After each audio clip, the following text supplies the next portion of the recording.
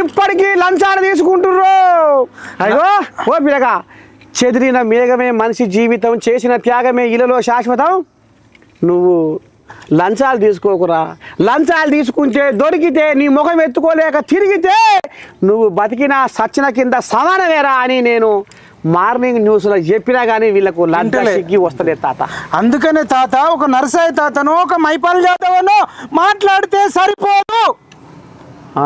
డబ్బు సంపాదించడం కాదు డ్యూడ్, ప్రకృతి సంపాదించాలి, గాలిని సంపాదించాలి. గది చెప్పు జర మొగోళ్ళకు. డబ్బులు ఫిక్స్డ్ డిపాజిట్ చేసుకుంటూ కాదు, గాలిని ఫిక్స్డ్ డిపాజిట్ చేసుకోవాలి.